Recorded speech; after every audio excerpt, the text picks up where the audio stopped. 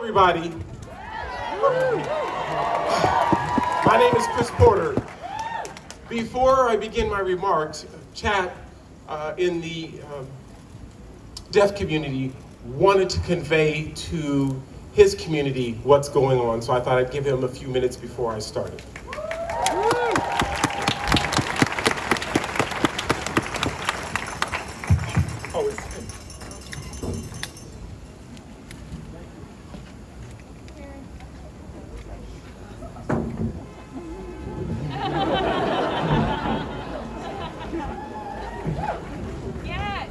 Oh my gosh. Wow. Hello, everyone. And thank you so much. This is so inspiring. This is such a blessing. I don't even know how to convey that.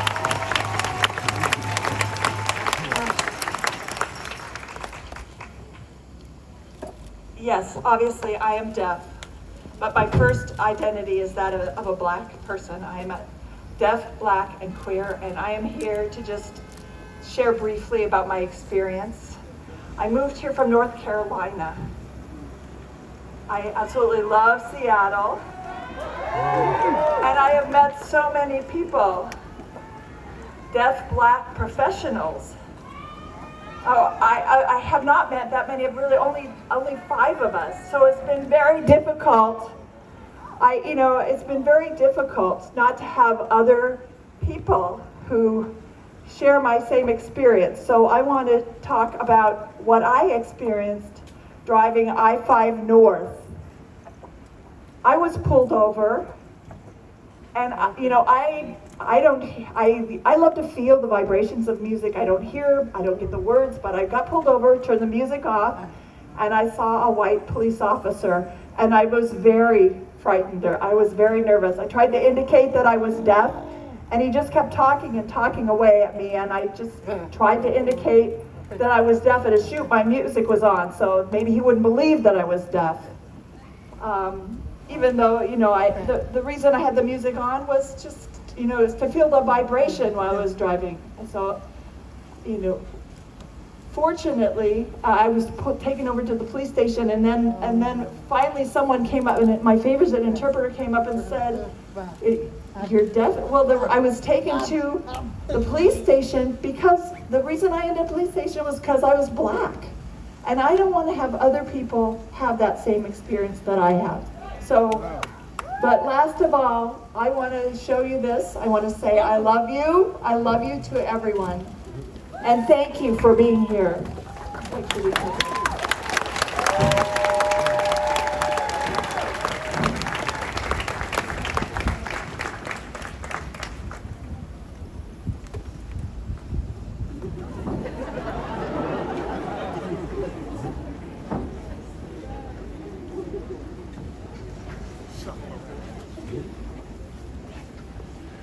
Hello again, my name is Chris Porter, and I live here in West Seattle, and this is my community.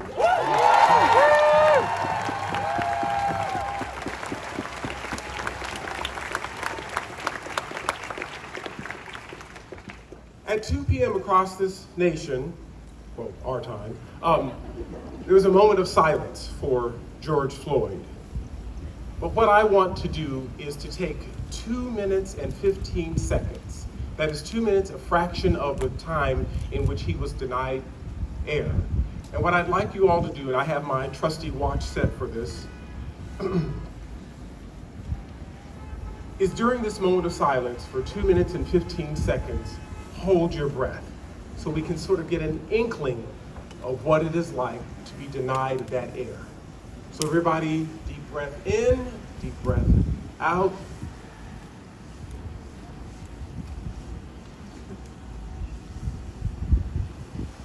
And take a deep breath in and hold.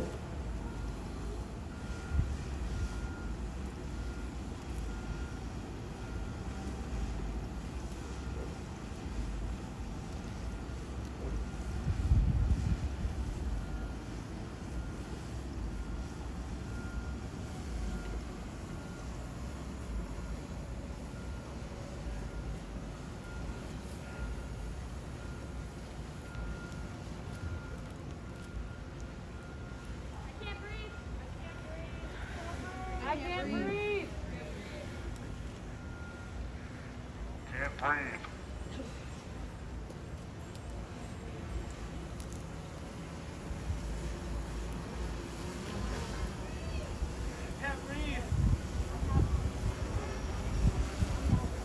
I can't breathe.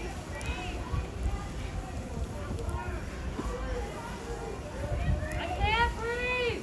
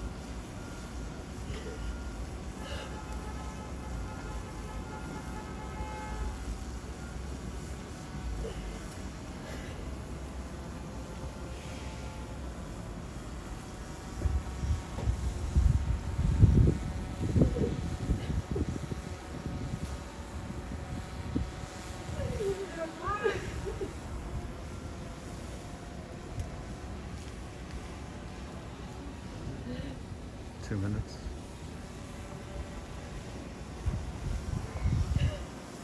2, 1.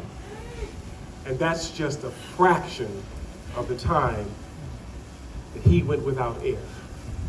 Just so we can understand just a little bit more about what that moment was for him. The remarks I prepared have something to do and around how much enough is enough. So as you hear me go on about what I think is enough, I need your chant back.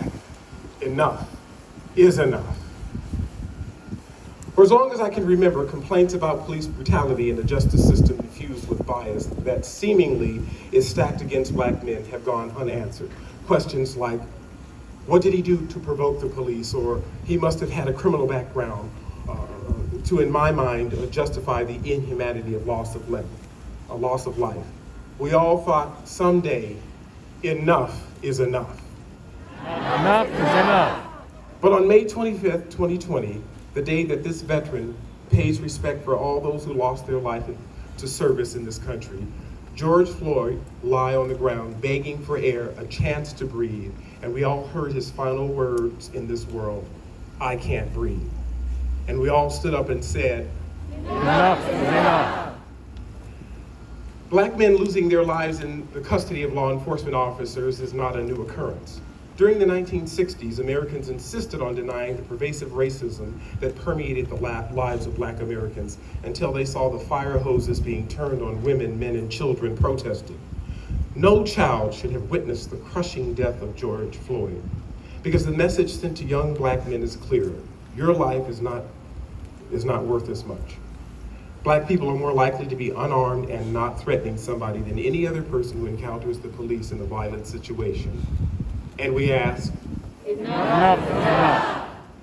many of us heard of the 3 men in Brunswick, Georgia, who pursued, shot, and killed and filmed their carnage in the suspected killing of Ahmaud Arbery on February 23rd, while the shooter spewed racial slurs over his body, were charged with murder 3 months later. The same biased system that allowed a man to have air denied while fellow officers watched and assisted is the same system that allows white men to hunt black men for sport, kill them, and film the killing. But it takes the justice system 3 months to decide if charges are warranted. As many of us sat horrified at the acquittal of officers that have shot and killed unarmed black men and boys across this country, the mothers, fathers, brothers, and sisters all yelling, Enough is enough. I cannot prepare my son to prepare his son to have the talk. And every black male here knows what I'm talking about.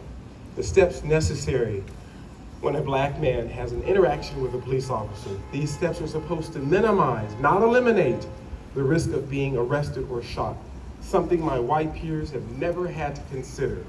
Enough is enough. I posted this question to my white peers, allies, and friends on Facebook.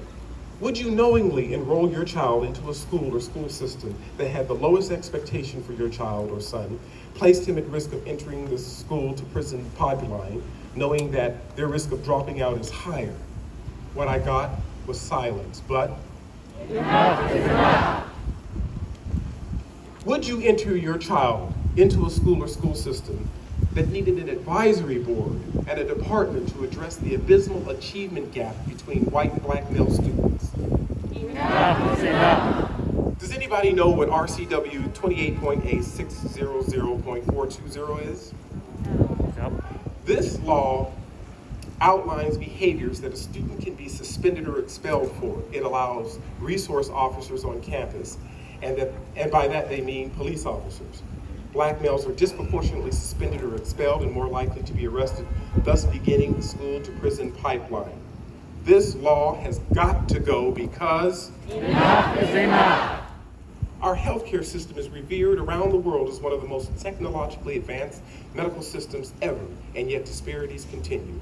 Black and brown people live shorter lives, suffer disproportionately from diabetes, hypertension, heart disease, and have little or no access to quality health care. Every governor in every state that turned down the Medicaid expansion under the Affordable Care Act did so at the expense of the health and safety of black and brown and poor people across this country. They were not going to have to do the suffering or the dying. Enough is enough. Last year, U.S. banks collected $11 billion. That's $11 billion in overdraft and late fees alone. The majority of those fees were collected from people of color and poor people, the least able to afford these fees, living paycheck to paycheck. Enough is enough. We see the unemployment rate increasing around the country. Many are suffering, but the unemployment rate of black men, even in good times, has always been high and is now at 16.7% compared to 14.2% for whites. A democracy that systematically excludes is no democracy at all. Since 1972, when labor stats for African American unemployment rates were first collected, the unemployment gap has persisted at a level twice the rate compared to whites.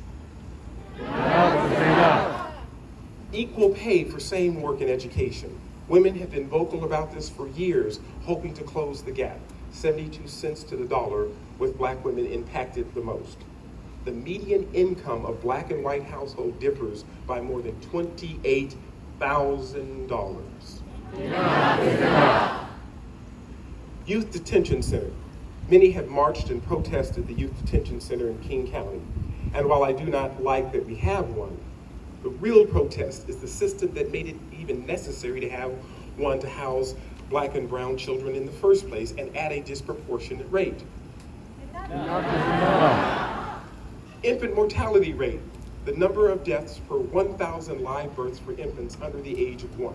Here in King County, that number is 3.4 for whites and 7.1 for African Americans, with our Native American brothers and sisters at a scary 8. Low birth weight is the leading cause of higher infant mortality rate for black infants. Without the assurance of prenatal care, jobs that pay a living wage, freedom from a policing system and justice system that interrupt lives, and relegation to living in parts of the city that are food deserts, hoping for co-ops to fill the gap with 7-Elevens and Quickie Marts, the problem will persist and black infant mortality rate will not change. Enough is enough. Incarceration. Black males are incarcerated at 5 times that of whites. Nationwide, African American children represent 32% of children who are arrested, 42% of children who are detained, and 52% of those children whose cases are judicially waived to criminal court. Some of you may have heard a judge in Pennsylvania saw these kids as a source of cash and sentenced them to a detention center and was paid over $2 million for his sentencing. Cash for Kids is what the program was called. This is the kind of stuff that we all have to say. Enough is enough. But what is our call to action? Michelle Obama wrote in her book, Becoming Michelle, concerning race relations at Princeton University, that it is unreasonable to ask the group that has the least amount of experience on campus and fewer resources to solve the problem. i.e., this cannot work without the work and attention of the white population. So think about this. If your school or school system has resource officers that are not social workers or counselors, you must speak up and say, enough is enough. if your workplace has never paid equal pay for equal work related to gender and or race, you must speak up and say, enough is enough. if you live in a city or town or municipality where the chief of police or sheriff is either silent about bias on the force or leads in a way that you know impacts people of color, you must speak up and say, enough is enough. if you have friends, allies, or peers that begin the conversation with, you know what I don't like about or what makes me uncomfortable about those people, you must stop the conversation and make it clear that enough is enough. if you notice your neighborhood seems to all look the same, you have to ask yourself, Enough is enough. if you have not written your mayor, your city council member, state legislator, senator, member of Congress to ask about any of the things I've mentioned, you have to ask yourself, when for you? Enough is enough. So I want to live in a world where coming together more to celebrate and less out of anger. I want a world where our son and his children will know, without a doubt, that everything they wish for in their lives is possible and not hampered because of race or gender. I want a world where if I'm pulled over by a police officer, it's because we know each other and not live in fear hoping to escape without incident. I want a world that when our son leaves the house, I don't have to hold my breath for his return. I want a world where police officers are checking in on the community to connect and not policing the community to arrest. Yes.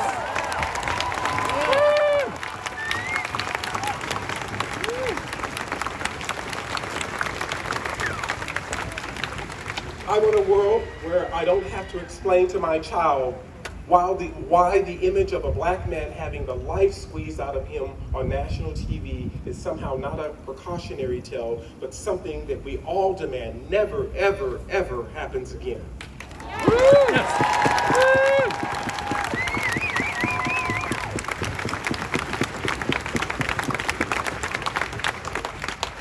I want to see more banks in communities of color, more grocery stores, and fewer quickie marts. I want a world where everyone ends this march and begins that work of righting all the wrongs to being a just and equal world because as MLK Jr. said, people are judged by the content of their character and not the color of their skin.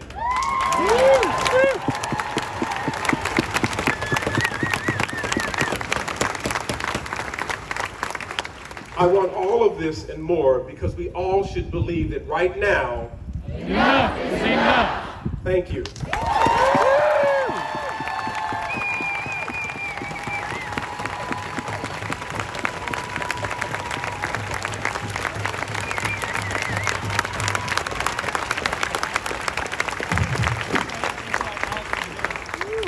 Coming up next is our county executive, Dow Constantine.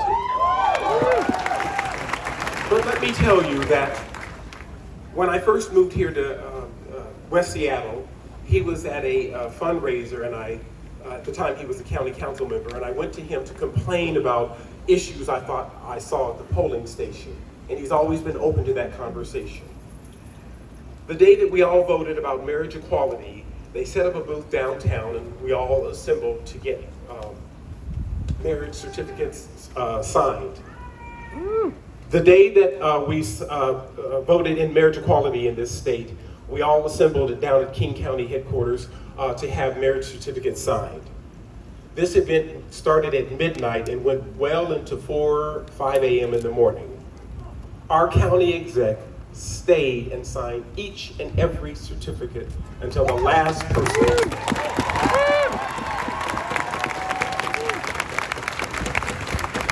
That is the kind of leadership we have. That is the kind of impact he's trying to make here in the county in our lives. So I bring forward Dow Constantine.